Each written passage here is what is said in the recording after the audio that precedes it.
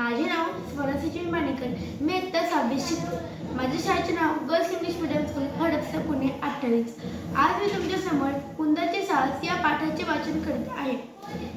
पावसाळ्याचे दिवस होते. झाडे शेते सर्वच हिरवीगार झाली होती. सर्वत्र प्रसन्न वातावरण होते. गावातल्या सोना नदीला भरपूर पाणी आले होते. पावसामुळे नदीचा प्रवाह वाढत होता.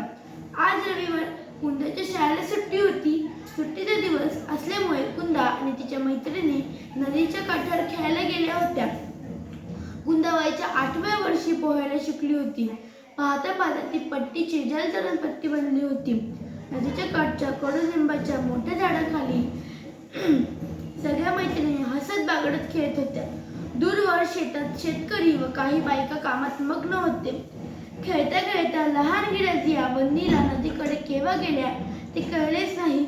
इकडे कुंदा व तिच्या मैत्रिणी खेळण्यात दंग होत्या. एवढ्यात नीलाचा मोठ्याने रडण्याचा व ओरडण्याचा आवाज आला.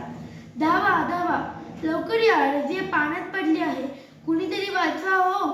ही हाक कुंदाच्या कानावर पडल्याबरोबर ती धावताच नदी किनारी पोहोचली. आजूबाजूचे लोक आवाज ऐकून नदीकडे धावू लागले. मुलींचा गलका वाढला होता. कुंदा धावत येऊन काठावर क्षणभर उभी राहिली. रजिया पाण्यात घंटागळ्या खात पाण्याच्या प्रवाहाबरोबर पुढे पुढे वाहत चालली होती.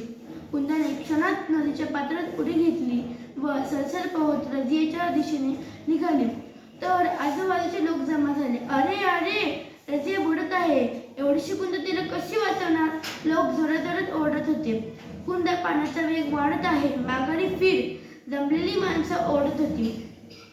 कुंदाला फक्त रजिया दिसत होती. कसेही करून तिला वाचवायचे होते एवढाच विचार तिच्या मनात होता.